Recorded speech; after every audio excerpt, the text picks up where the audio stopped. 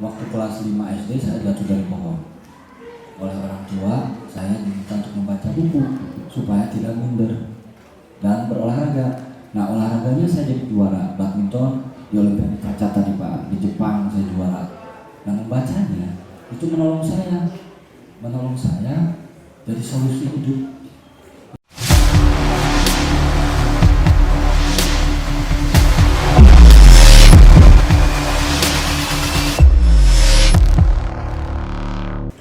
Selamat pagi, salam sejahtera untuk kita semua. Sebelumnya, terima kasih atas waktu dan kesempatan yang diberikan oleh MC kepada saya.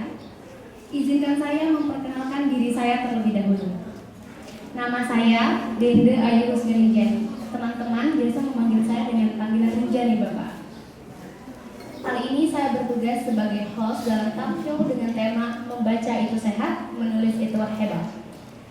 Kita akan berbincang sambil mengonsumsi, sambil kita berbincang sambil makan-makan seperti itu Bapak.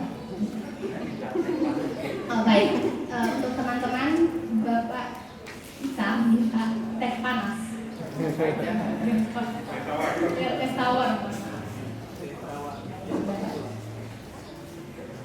Kali ini telah hadir bersama kita Duta Baca Indonesia tahun periode 2021-2022 yang akan menjadi narasumber kita pada talk show kali ini. Tentunya, sebelum berbincang lebih jauh, kita perlu mengenal terlebih dahulu narasumber kita kali ini. Izinkan saya memperkenalkan Bapak sebagai narasumber kita kali ini. Apabila ada salah, mohon dikoreksi ya Bapak. Beliau adalah Duta Baca Indonesia tahun periode 2021-2025 yang memiliki nama asli Harry Hendra, namun lebih sering dikenal dengan nama Gol. Bapak Gol sastrawan yang telah meluncurkan karya seperti novel Balada Siroy yang telah meluncurkan beberapa series, serta banyak lagi novel-novel lainnya, salah satunya Subuh Itu Biru Jika, serta masih banyak karya-karya hebat yang lahir dari Bapak. Tak hanya itu, Bapak Gol Agong juga berhasil mendirikan Rumah Dunia. Rumah Dunia merupakan komunitas peduli literasi. Selain itu, beliau banyak meraih award, diantaranya Nugra Jasandra Pustaloka tahun 2007, serta Literasi Award, dan masih banyak lagi tentunya yang seperti itu. Baik Bapak, berapa informasi ini saya dapatkan melalui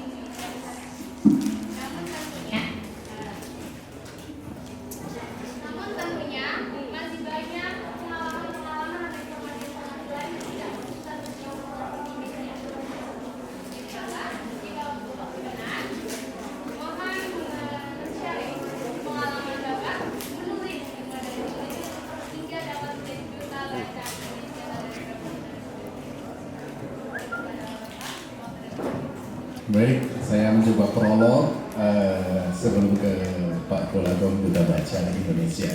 Selamat pagi. Senang sekali bisa hadir di sini. Ini adalah hari ke-56. 56 dari sejak 18 Januari 2 bulan lalu.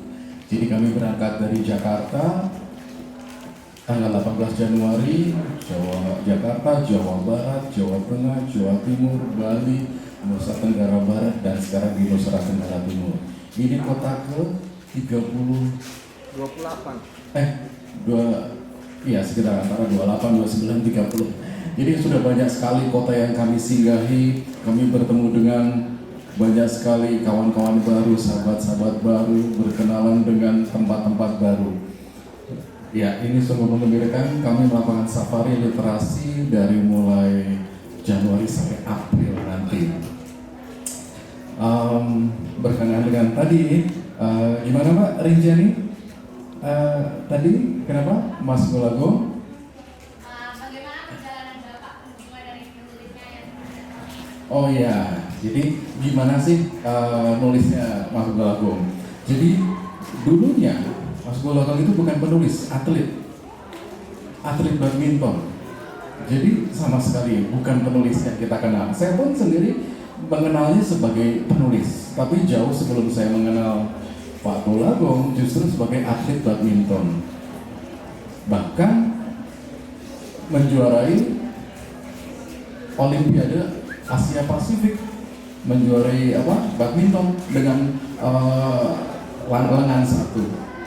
Jadi sebelum menulis, dia sebagai penulis seperti sekarang, beliau adalah atlet badminton.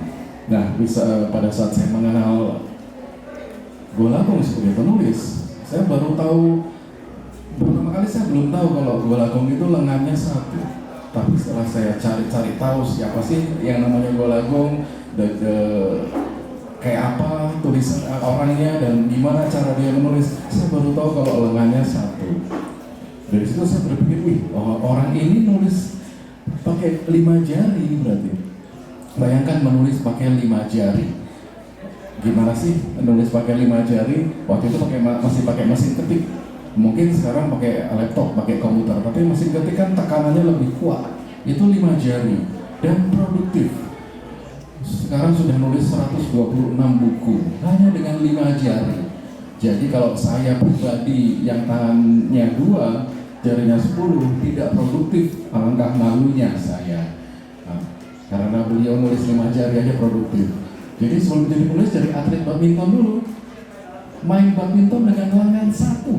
Bisa ya dibayangkan main badminton dengan lengan satu? Gimana servernya? Kalau kita tangan normal, kita lempar bola ke atas, kita sanggup. Lengan satu gimana? Nah itu. Jadi atlet harus memutuskan jadi penulis. Nah semua itu ada di buku Gogsmash yang kami bawa. Tidak kami bawa turun ke mobil ke sini. Beliau di situ menceritakan bagaimana masa kecilnya, kenapa bisa jatuh, apakah saking nakalnya, saking bandelnya kenapa lengannya bisa satu, dan cerita jadi atlet badminton, dan pada akhirnya memutuskan jadi penulis. Nah, jadi penulis sudah menulis ratusan buku, menulis banyak artikel, dan keliling Indonesia seperti ini sudah biasa beliau lakukan.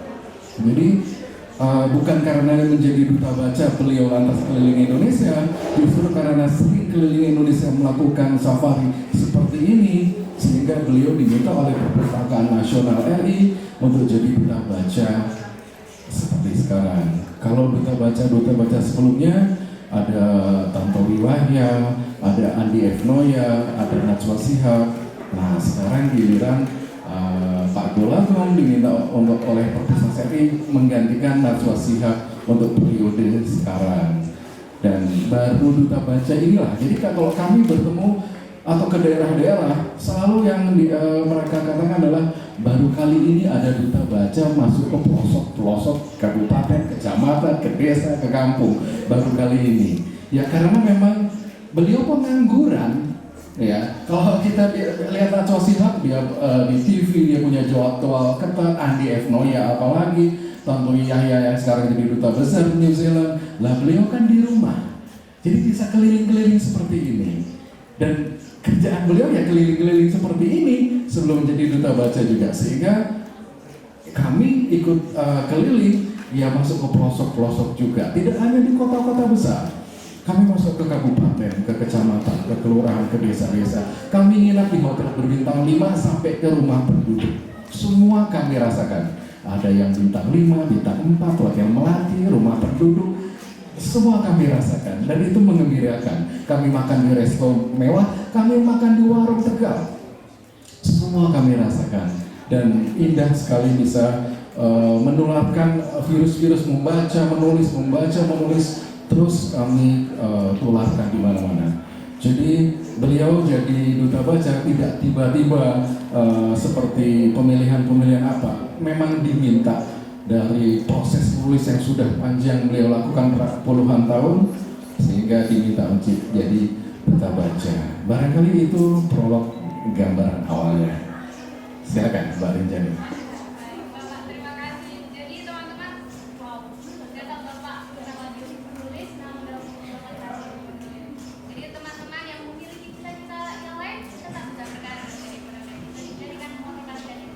ini sorry karena tenggorokannya kurang sehat, jadi nggak bisa banyak-banyak. Barangkali perlu durian, kayaknya.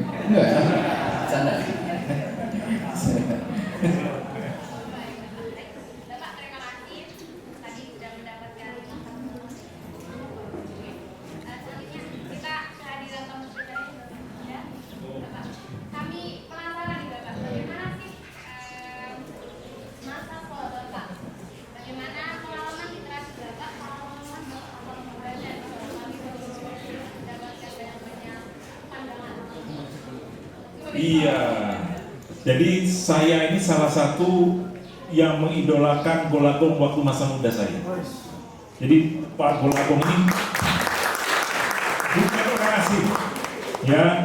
Tuh balada si Boy dengan ransel birunya, ada anjing Joy, oke ya. Nah, itu keren sekali itu teman-teman ya. Jadi itu peristiwa itu tahun 90-an. Saya masih kuliah, artinya umur 20-an pun saya masih membaca bacaan anak muda ini sebenarnya. Ya, bacaan anak muda, tetapi menarik, menginspirasi. Yang kemudian terkait dengan pengalaman membaca, bertepatan keluarga kami keluarga membaca. Jadi orang tua saya sejak kecil sudah mengenalkan bacaan-bacaan. Mulai dari komik H.C. Andersen, itu cerita menarik sekali. Kemudian di sekolah-sekolah ada Malin Kundang, kemudian ada majalah-majalah, dulu ada majalah Bobo, majalah Nanda, Hai majalahnya Bapak Golagong. Itu majalah Golagong itu, Hai itu sebenarnya di 80-an Bapak ya, 80-an itu majalah remaja untuk laki-laki. Laki-laki kalau pengen baca, Hai. Kalau wanita Cemerlang, Anita dan lain-lain. Terus berkembang dia dan lain-lain. Jadi pengalaman saya membaca itu kemudian menjadi kebiasaan teman-teman, adik-adik semua sampai hari ini. Saya harus cerita, tugas sekda cukup banyak ya Bapak-Bapak ya. Satu hari saya bisa pimpin 4-5 rapat dengan materi yang berbeda. Saya nggak mau pimpin rapat tidak menguasai materi. Artinya saya harus membaca. Kita kalau memimpin rapat terus tidak pede nggak enak. Bagaimana mengambil keputusan dan dari bacaan-bacaan itulah yang sangat membantu memberi rasa percaya diri, bahkan termasuk menyelesaikan mengambil solusi-solusi dari pengalaman-pengalaman membaca, dari pengalaman orang lain. Saya ada satu tokoh yang sudah sangat kaya sekali di dunia, Bapak. Bill Gates. Ya, itu ya Microsoft Word. Dia itu 1 minggu membaca 1 buku. Dia yang MS Word itu kan. Kalau MS Word, Bill Gates. Kalau MS Glow, lainnya Bapak ya. Dia skincare ya. Jadi ada MS Glow, ada MS. Jadi dia ditanya, kalau Bapak dikasih karunia khusus, kemampuan khusus, apa yang Bapak inginkan? Jawaban dia apa? Saya ingin membaca lebih cepat. Dia cuma itu dia minta. Artinya dia begitu merasa bahwa dengan membaca pengetahuannya bertambah, maka untuk jadi orang terkaya bukan sesuatu yang sulit. Dan dari catatan-catatan teman-teman semua, orang-orang sukses tidak pernah berhenti belajar. Itu mungkin adik-adik memotivasi kita, dan kita sangat beruntung. Hari ini ada tokoh nasional, penulis nasional, penulis besar, namanya Bapak Golagong. Nama aslinya Bapak Heri. Ya Bapak ya. Golagong itu kalimat itu spirit. Goal, saya punya keinginan goal sudah tercapai. Terus yang saya lakukan seperti gong itu Pak. Menggema dia, membahana dia, mempengaruhi orang dia didengar di mana-mana. Dan itu semuanya karena pertolongan Tuhan. Dari apa yang sudah dilakukan Bapak Golagong, dan juga kita nanti ke depan jangan lupa peran Tuhan, karunia Tuhan, dan berkat Tuhan sangat mempengaruhi. Itu mungkin yang bisa saya berikan. Dari tepuk tangan kita sangat memukau sekali ya. Kita mendapat gambaran mengenai kehidupan zaman 80-an. Buku-buku apa yang dibaca. Dulu di zaman saya kecil juga majalah Bobo trending sekali ya Bapak. Betul. Baik, tadi teman-teman salah satu kebiasaan Bill Gates yang saya kutip dari penyampaian Bapak ialah membaca buku 1 kali seminggu. Teman-teman hari ini sudah baca berapa status WA atau status Facebook ya? Jadi kita mulai rubah pelan-pelan ya. Bapak tadi Bapak sudah menyampaikan bahwa Bapak telah mulai tur ini, safari literasi ini dari sudah masuk ke 56 hari. Dan Manggarai Timur sendiri telah sampai di bagian kota antara 28, 29, dan 30. Dari pengalaman timur sampai barat, barat sampai timur, utara selatan, Bapak telah melalui semuanya. Bapak, kami meminta kesan budaya membaca yang Bapak dapatkan selama di Manggarai Timur itu apa aja sih Bapak? Bagaimana budaya membaca di Manggarai Timur ini, khususnya para remaja generasi milenial untuk kami seperti ini? Ya, baik. Nah, kami ini tidak berdua, kami berempat. Jadi selain Mas Kolagong, saya dan Mahendra, ada Mas Rudi yang fotografer, beliau juga penulis. Dan satu lagi Kang Opik, mana Kang Opik? Beliau pintar membaca puisi. Nah, itu adalah Kang Opik. Kami berempat naik mobil Innova tahun 2008, mobil tua, tapi ya asik-asik aja di jalan. Kami menikmati. Jadi kami pikir waktu berangkat kami akan kasih Alfa, ternyata tidak. Kasih Innova saja. Tahun 2008 itu juga. Ya, nah kami banyak sekali berkunjung ke berbagai kampus sekolah, dari SMA, SMP, SD, pesantren, apalagi ke Polresta, ke dinas-dinas, banyak sekali tempat sampai kami harus mengingat-ingat ini kejadian di mana, ini kejadian di mana, karena sudah puluhan, ribuan orang kita bertemu. Kami sering mendengar bahwa Indonesia itu selalu dianggap, dicap sebagai bangsa yang budaya bacanya rendah.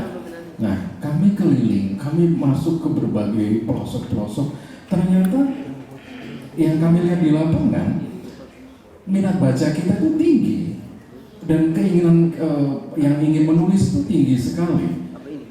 Jadi agak bertolak belakang dengan data-data yang dicap dari luar bahwa kita bangsanya rendah. Enggak kok.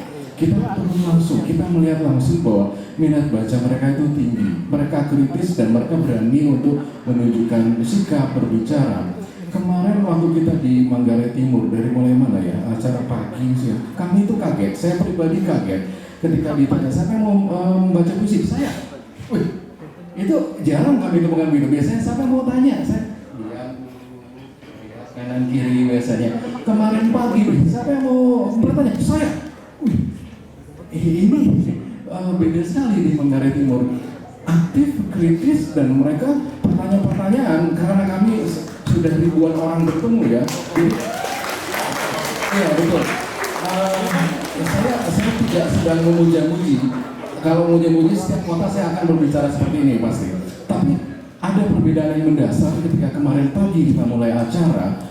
Dari pertanyaan-pertanyaannya, karena kita sudah bertemu dengan ratusan ribuan orang, dari pertanyaan-pertanyaan itu kita bisa lihat anak ini sering membaca, anak ini kritis, anak ini punya wawasan yang memadai. Kenapa? Dari pertanyaannya kelihatan, dari cara dia bertanya kelihatan. Kita juga bisa melihat kan kalau kita bicara orang ini punya pemikiran seperti apa gitu. Nah itu terlihat sekali di kemarin di Manggarai Timur. Jadi kami agak mulai mengabaikan cap-cap bahwa kita adalah bangsa yang budaya bacanya rendah. Kita adalah nomor 6 sekian dari bawah, yang paling bawah Kanda, ya kan? Jadi kami mengabaikan itu. Ternyata di lapangan bertolak belakang sekali. Minatnya tinggi, ingin menulisnya tinggi, hanya mungkin aksesnya. Ya, setiap daerah berbeda aksesnya. Banyak ingin orang menulis, tapi gimana cara menulisnya? Gimana cara menerbitkannya? Bagaimana buku bisa terbit? Itu. Jadi kalau bicara minat baca tinggi sekali, sangat tinggi. Kita bisa lihat dari cara anak itu mengajukan pertanyaan. Gitu kira-kira Mbak Rinjan. Baik, Bapak terima kasih. Berarti ternyata kita ini masih masuk baik ya. Jadi kita tidak sesuai dengan data-data yang ada selama ini di internet. Jadi hanya saja memang aksesnya. Berarti kami punya banyak seperti itu lebih tepatnya. Ya, baik teman-teman, tadi adalah pandangan dari Bapak mengenai budaya membaca di Manggarai Timur. Sekarang ayo kita tunjukkan bagaimana budaya membaca sebenarnya di Manggarai Timur. Kita akan buka sesi tanya jawab. Mungkin apabila ada teman-teman audiens yang ingin bertanya kepada Bapak, kami persilahkan untuk memberikan pertanyaan. Saya bertanya untuk memberikan jalan. Saya buka jalan untuk bertanya. Sehingga harapannya sebentar siswa di belakang yang mendapat bagian tempat duduk di belakang, di dalam, diharapkan untuk bertanya. Baik Bapak, ada satu hal yang menurut saya sejauh ini sulit untuk dimulai, yakni mulai menulis berdasarkan apa yang ada di pikiran. Biasanya banyak orang menulis merangkum, menyadur pendapat-pendapat dari buku. Artinya membaca sekian banyak referensi baru mau mulai menulis. Ya, kira-kira trik yang paling cepat dan efisien untuk bisa mulai menulis itu apa? Mohon dibagikan ke Bapak Ibu guru dan siswa-siswi kami, Pak. Terima kasih. Baik, terima kasih Pak. Saya akan coba ya. Tadi Bapak bertanya, sulit menuliskan apa yang ada di pikiran. Saya jawab, memang sulit Pak. Saya aja susah. Karena Bapak tadi bertanya, sulit menuliskan apa yang ada di pikiran. Itu memang sulit. Kalau mau mudah, menuliskan apa yang ada di hati. Serius. Jadi, misalnya kita menulis, apa yang ada di pikiran kita mau dituliskan, itu pasti kita berkecamuk gitu. Antara menulis dengan mengedit. Baru satu kalimat, satu paragraf, kita sudah mikir, bagus nggak ya? Tanda bacanya bener nggak ya? Diksinya tepat nggak ya? Judulnya enak nggak ya? Pembaca suka nggak ya? Itu karena pakai pikiran. Menulis sekaligus jadi editor. Baru satu paragraf, satu batang rokok. Kita lihat, nggak jadi satu paragraf. Bisa 2 hari itu nggak jadi. Tapi kalau kita menulis dengan hati, kita tidak peduli tulisan kita bagus atau tidak, sudah betul atau tidak, tanda bacanya sudah tepat atau tidak ada, kita nggak peduli, ini belum akan dibaca oleh orang lain, itu biasanya keluar karena kita menuliskan semuanya. Tanpa peduli ini betul atau tidak, tepat atau tidak, kita menuliskan semua, itu biasanya dari hati, keluar semua. Bapak bayangkan kalau kita menulis tanpa memikirkan ada yang baca, apa yang dirasakan itu dituliskan semua, itu hampir bisa dijamin itu keluar semua. Jadi nggak peduli kondisinya kayak apa, biasanya keluar semua. Itu draft pertama. Kan nanti ada rewrite, ditulis ulang kembali, dibetulkan. Nanti ada draft kedua, draft ketiga. Nanti paragrafnya dibetulkan, tanda bacanya dipastikan, judulnya diganti, lip pertama dibalik. Baru nanti betul-betul mungkin jadinya di draft kelima baru tulisannya finish. Nah, jadi kalau pertanyaannya bagaimana menuliskan apa yang ada di pikiran, ya memang sulit. Karena di pikiran, tapi kalau di hati pasti keluar semua. Gitu. Buku ini 3 sampai 4 kali rewrite ya. Jadi buku yang seperti contoh gini, Pak Golagong itu nulis saya dampinginya di buku ini. Itu apakah dia nulis langsung jadi? Oh tidak. Dia tulis, saya baca, saya edit. Wah bagian ini kurang aneh. Gimana? Ini harus diedit lagi, direvisi lagi, dibongkar lagi, diganti lagi. Berkali-kali. Jadi kita tidak menulis sekali jadi. Nah, tapi kalau misalnya kita ingin nulis sekali jadi, seperti yang Bapak tadi bilang, ya lama. Karena kita menulis berpikir. Kalau Bapak ingin bagaimana caranya bisa efektif, bisa cepat, menulislah dengan hati, keluarkan saja. Toh itu draft pertama, nanti kita betulkan lagi. Pada saat membetulkan itulah kita pakai pikiran, Pak. Tanda bacanya, diksinya, judulnya, tepat atau tidak, logis atau tidak. Nah, di situ.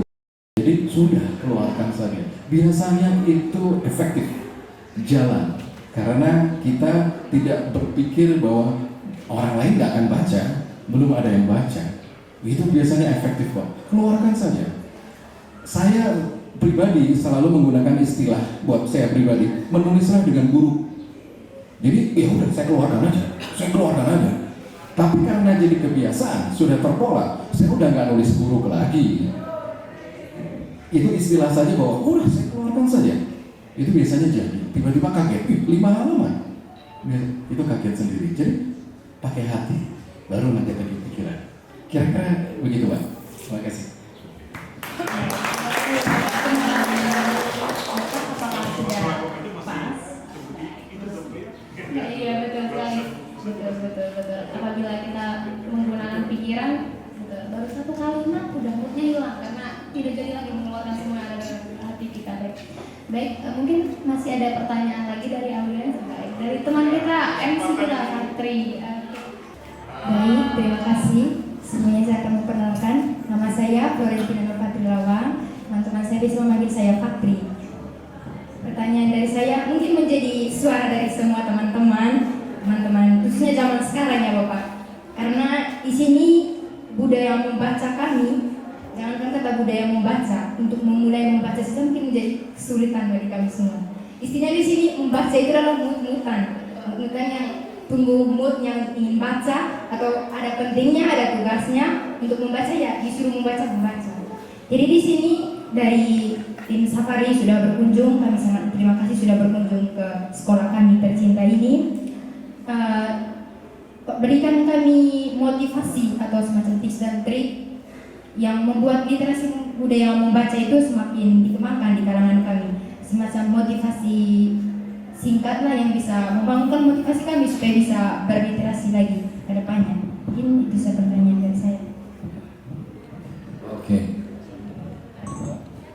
Ya, nanti yang pertanyaannya bagus dapat buku Gong Smash.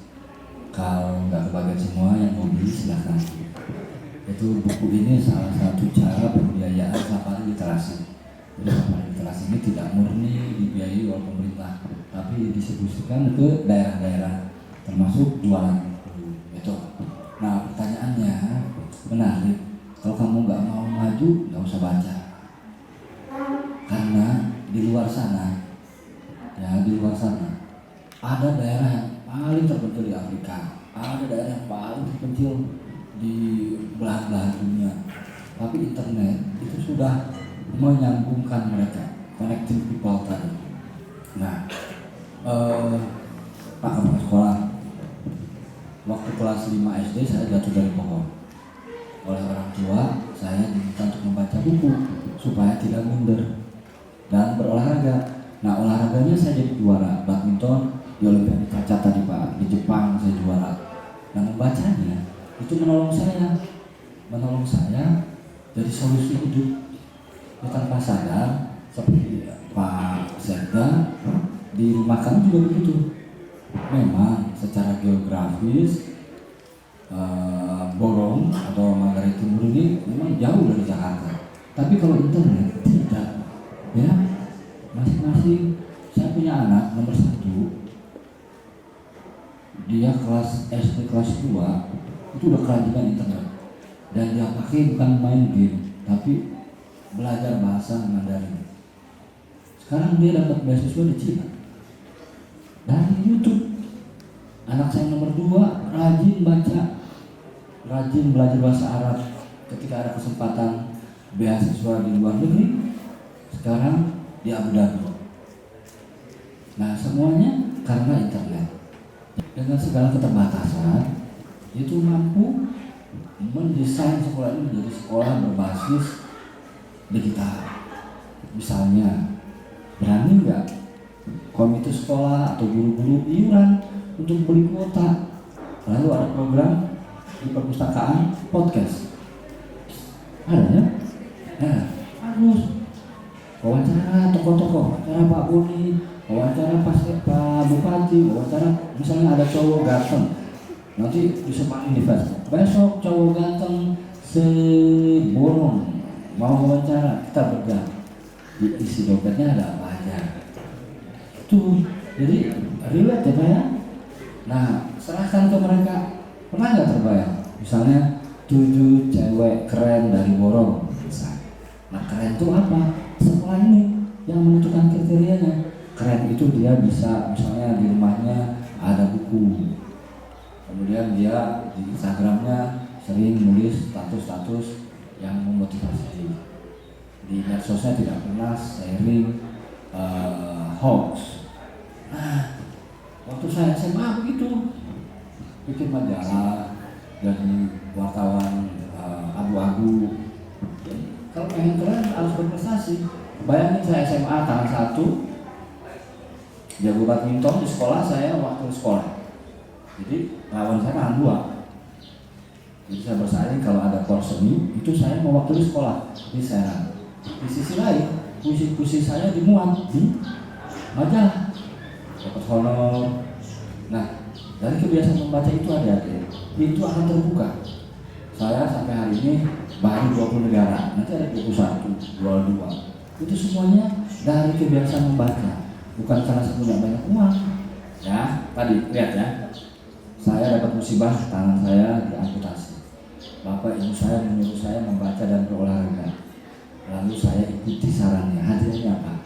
Juara badminton se-Asia Pasifik, Olimpiade Caca, menulis buku 126, punya istri insinyur mesin, anak saya 4, semuanya baik.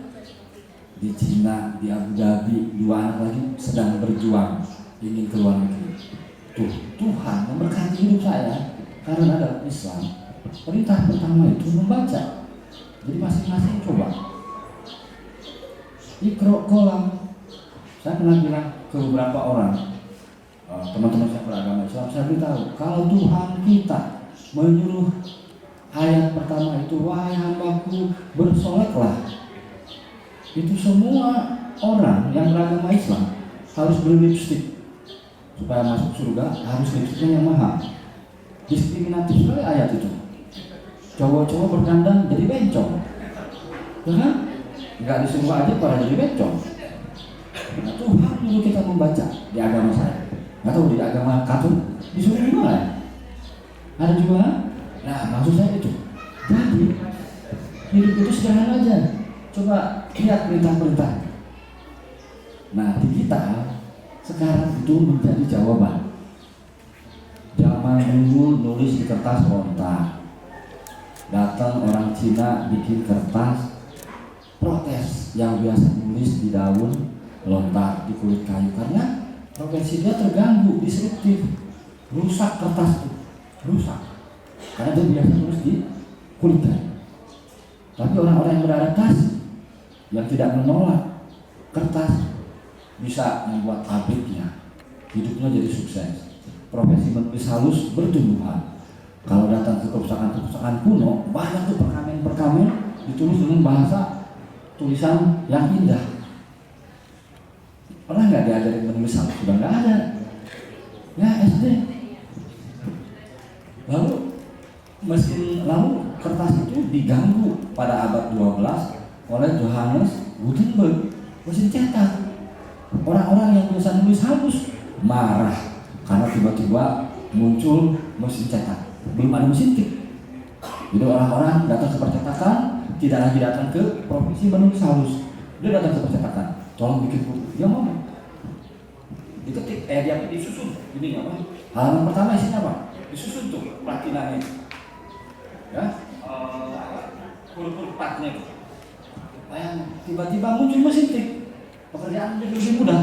Orang yang bisa retorika itu yang menciptakan marah. Yang beradaptasi belajar di situ. Itu era disruptif. Jadi dari sejak dulu kita ini udah sering saling marah. Tiba-tiba muncul komputer. Tiba-tiba muncul smartphone. Tiba-tiba dunia tak berbatas. Kedua, marah jadinya mati atau beradaptasi kemudian maju. Nah, terima kasih. Tadi masih membahas mengenai motivasi. Dari Bapak Asep sendiri mungkin bisa memberikan kami motivasi untuk terus dapat membaca.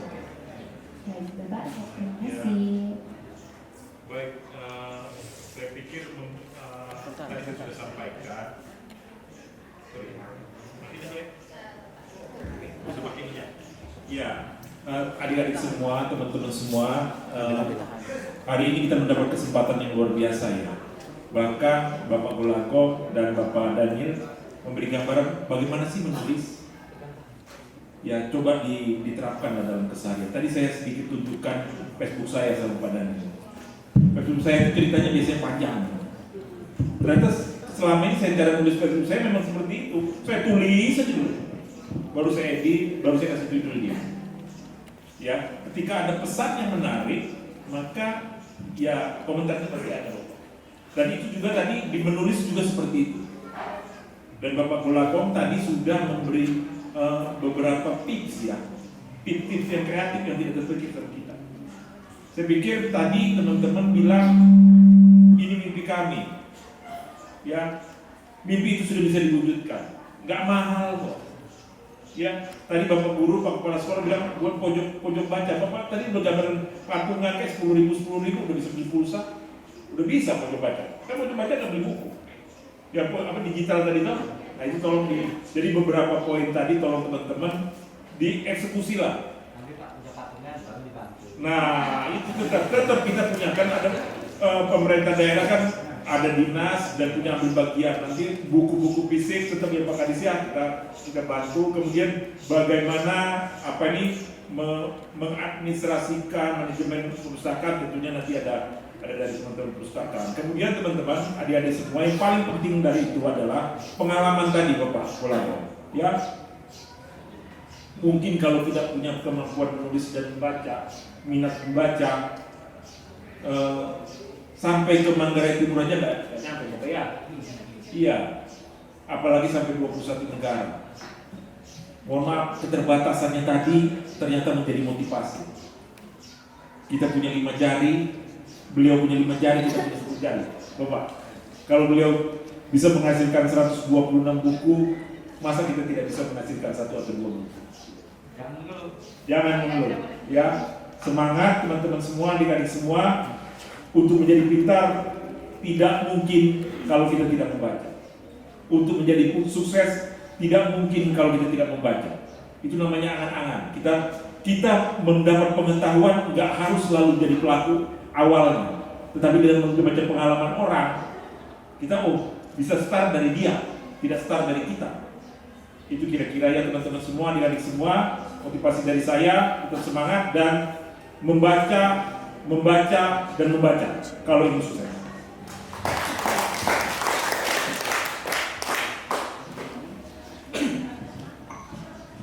Terima kasih Bapak atas motivasinya. Jadi Bapak Kepala Sekolah mendapat banyak tantangan nih untuk kedepannya pun begitu juga dari ide barunya. Mungkin ada tanggapan dari Bapak? Iya betul. Ada hadiahnya nanti Pak. Ada hadiahnya. Nasional itu ya, jadi model. Ya, baik. Dan Bapak Sekda, saya masuk kurang lebih sudah 3 bulan di sini dan kami sudah mulai mengerjakan studio di SMA Negeri Dogorong. Sebelum kami rancang studionya sudah ada podcast ketika saya masuk, karena saya pikir 4 keterampilan berbahasa itu akan diaplikasikan dalam podcast itu. Bagaimana menjadi host yang bisa menyimak dengan baik ada dalam podcast. Seorang yang bisa bertanya pasti dia bisa menulis juga. Dia bisa menceritakan apa yang dia pernah tulis dan menuliskan apa yang dia bicarakan. Sayang sekali waktu kita sangat terbatas. Terima kasih atas banyak motivasi, pesan dan ide yang sangat-sangat baiknya, bagusnya, fresh. Oh ya Bapak. Hadiah bukunya. Jadi closing dari saya itu membaca itu sehat, menulis itu hebat. Nah saya mau kasih hari ini kepada nona yang berbaju merah. Ada nggak di sini berbaju merah? Oke, silakan. Cabang olahraga badminton smash untuk memenangkan pertandingan.